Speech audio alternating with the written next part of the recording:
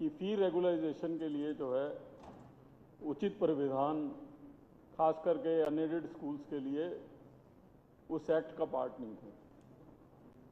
तो मैं आपको बधाई देना चाहता हूं कि आप वर्षों की चली आ रही इस एनोमली को, जो उस एक्ट को सप्लीमेंट करेगा, आप ऐसी रेगुलराइजेशन फी को मुख्यमंत्री जी और आप लेके आए हैं पूरी कैबिनेट को, और आपको बधाई देना चाहता हूं।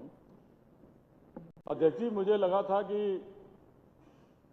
ये एक्ट आने के बाद जो है विपक्ष का भी गंभीर रवैया, क्योंकि बार बार अपने भाषणों में तो कंसर्न शो करते ही हैं पेरेंट्स के लिए, एक्चुअल में हो या ना हो, लेकिन अभी मुख्यमंत्री जी का भाषण सुन के और जीएसटी एक्ट के बारे में सुन के, उसके बाद हमारे दूसरे साथी भी कह रहे थे कि एक मीटिंग है जिसमें जो है माननीय पूर्व मुख्यमंत्री जी, फाइनेंस मिनिस्टर जी नहीं गए, उस एक्ट में ही लिखा है। मैं तो उस एक्ट को इससे पहले पढ़ा नहीं।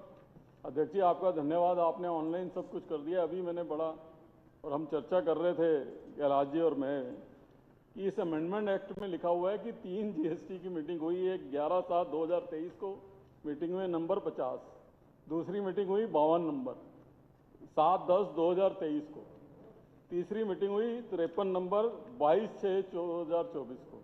इन तीनों मीटिंग में केवल कॉमन ये है कि फाइनेंस मिनिस्टर यही थी, ठीक है नहीं। तो मैं इसलिए ये नहीं कह रहा कि मैं कुछ नीचा दिखाना चाहता हूँ या कुछ दिखाना चाहता हूँ, मैं इसलिए कह रहा हूँ कि आप लोगों की गंभीरता दिख रही है।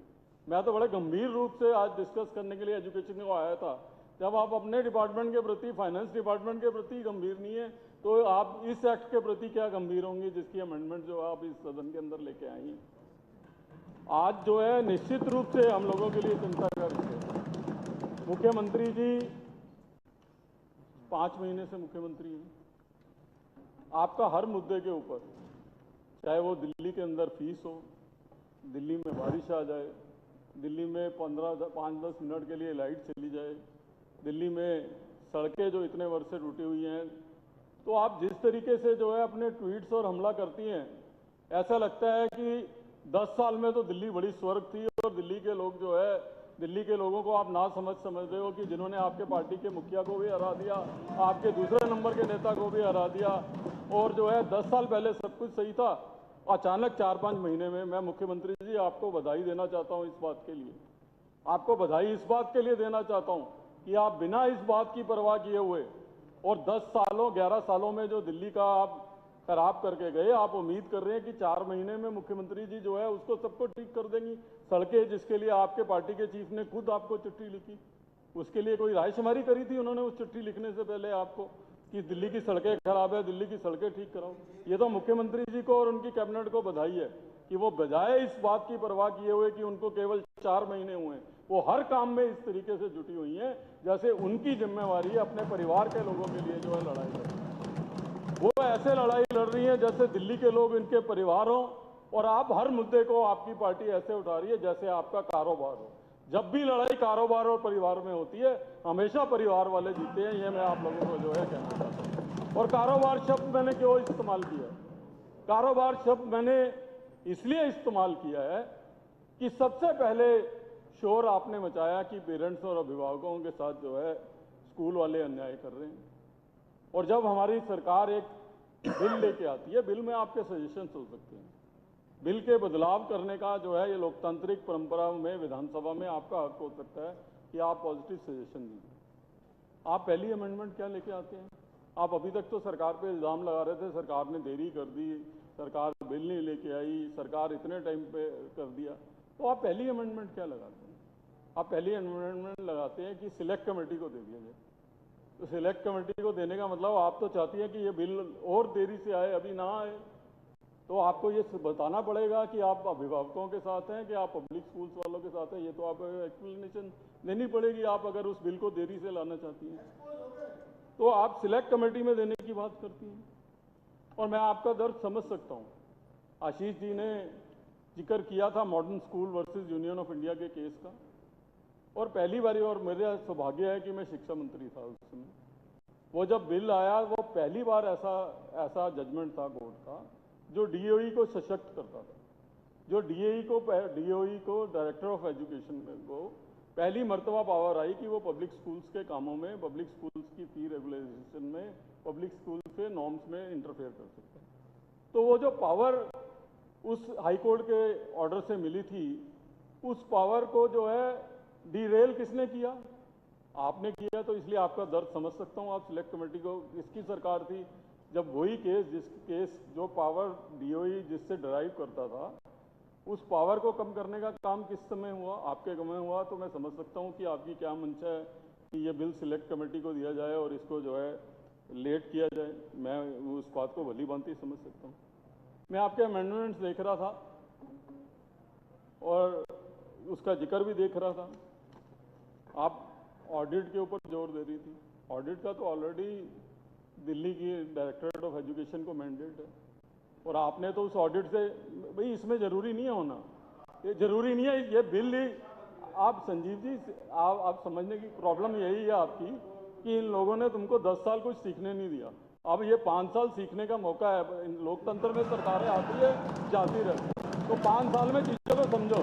आपका भविष्य है। हम लोग तो और 5-10 साल राजनीति कर लेंगे। आप लोगों का भविष्य हम चाहते हैं। आप ऐसा मत करें जैसा इन्होंने 10 साल किया है। आप कम से कम कभी गलती से पावर में आए तो अच्छी सरकार तो दें, कम से कम इसलिए सीखो 5 साल। तो ऑडिट का ऑलरेडी प्रोविजन है। और ये एक्ट, मैंने क्या वर्ड यूज किया? मैंने कहा कि ये एक्ट दिल्ली के मेन स्कूल एजुकेशन एक्ट को सप्लीमेंट करता है। इस एक्ट का कतई मतलब ये नहीं है कि यही एक्ट सब कुछ है, ये उसको सप्लीमेंट करता है दिल्ली के स्कूल एजुकेशन एक्ट को। वो एक्ट जो है पार्लियामेंट के द्वारा पास किया गया एक्ट है। उस जवाब दीजिएगा जब आपका समय आएगा। और आपको बताता हूं कि ऑडिट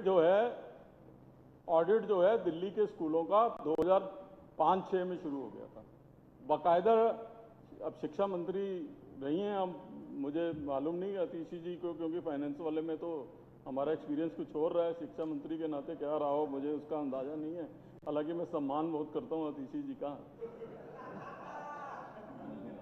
डायरेक्टर ऑफ एजुकेशन ने ऑडिटर्स भी जो है रखे थे, और मुझे पता नहीं आपने तो कुछ किया था या नहीं किया था अपने टाइम में। 2005-06 में सेंट कोलंबस जैसे इंस्टीट्यूट को डी रिकॉग्नाइज कर दिया गया था उनके ऑडिट में कंप्लेन की वजह से, और जब तक उन्होंने अपने अकाउंट्स ठीक नहीं किए थे उनकी रिकॉग्नाइजेशन उनको वापस नहीं की थी। इसलिए ऑडिट तो ऑलरेडी जो है डीओई करता है स्कूल्स के अंदर। उसका आपको मेंशन कैसे, क्योंकि आप लोगों को आदत है, ऐसा लगता है दिल्ली के लोगों को आपकी एडवर्टाइजमेंट देख के कि ईडब्ल्यूएस आपने शुरू किया, ईडब्ल्यूएस एडमिशन, जबकि आपसे कई समय पहले जो है ईडब्ल्यूएस एडमिशन शुरू था। दिल्ली के अंदर प्राइवेट स्कूल्स के अकाउंट ऑडिट होंगे, ये पहले से था। दिल्ली के अंदर दिल्ली के अंदर एडमिशन का क्राइटेरिया होगा, ये आपकी सरकार आने से पहले से था। अब तो ऐसा लगता है कि जैसे ताजमहल भी आप लोगों ने बनाया, शाहजहां ने पता नहीं बनाया कि नहीं बनाया, उसकी कंस्ट्रक्शन भी जो है आप लोगों ने की थी, चाहे वो विद्यालय कल्याण समिति की बात हो, कुछ हो। लेकिन सुरंग भी बना दी अध्यक्ष जी। ये तो आपने, अध्यक्ष जी ये तो फांसी घर आपने करेक्ट कर दिया। और फांसी घर के बाद अध्यक्ष जी जब आपने मुझे बताया फांसी घर है, 5 मिनट के लिए तो मैं ये समझा कि केजरीवाल जी महात्मा गांधी, पंडित मदन मोहन मालवीय, लाला लाजपत राय, विट्ठल भाई पटेल, सरदार पटेल, इन सब से महान थे। जो चीज उन्होंने नहीं देखी इन्होंने देख ली। उन्होंने एक बारी ऑब्जेक्ट नहीं किया। वो इतने असंवेदनशील थे कि उन्होंने जो है लोकतंत्र का मंदिर वहां चलाना अलाउ करा दिया जहां फांसी घर था, इन्होंने देख लिया। फांसी घर का बोर्ड हटा दिया गया है। हाँ, तो अध्यक्ष जी शुक्र है आपका। तो अध्यक्ष जी ना केवल आपने हिस्ट्री बचाई है, मैं समझता हूँ हमारे उन महान नेताओं को के प्रति भी अपनी श्रद्धा और हमने जो है उनके प्रति अपना जो है आभार व्यक्त किया है। तो अध्यक्ष जी मैं ये कह रहा था कि पब्लिक स्कूल्स के अभिभावकों की चिंता कौन कर रहा है? पब्लिक स्कूल्स के अभिभावकों की चिंता वो कर रहे हैं जो सबसे बड़े जिम्मेवार हैं पब्लिक स्कूल्स के ग्रोथ का। 2013 के अंदर 2014 में जब 50 दिन की सरकार आई पहली बारी, और उसके बाद 2015 और उसमें हुआ, तो इसलिए मैं ज़्यादातर 2013 के फिगर्स को कोट करूंगा अध्यक्ष जी अपनी बात में। आशीष जी ने अपने शुरुआती भाषण में कहा था, आशीष जी आपने 2003 के बाद का तो जिक्र करा कि 2003 में इतने सरकारी स्कूल थे, लेकिन जब इनकी सरकार आई 2013 में इनको धरोहर के रूप में 969 स्कूल्स मिले और 36 स्कूल की बिल्डिंग्स के अंदर काम चल रहा था, यानी जो है ऑलमोस्ट 1000 स्कूल इनको मिले।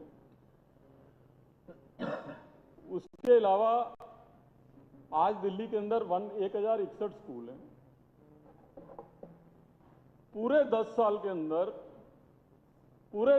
अंदर वो भी 61 स्कूल वहां हैं अध्यक्ष जी।